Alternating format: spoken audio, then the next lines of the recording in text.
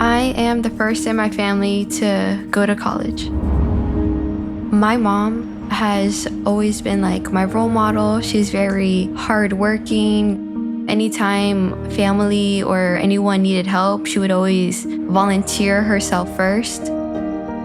When I found out that I got the Conway Nursing Scholarship, it was unbelievable that there's people out there that give money to support other people's dreams. I felt like all the hard work is worth it. It's being recognized.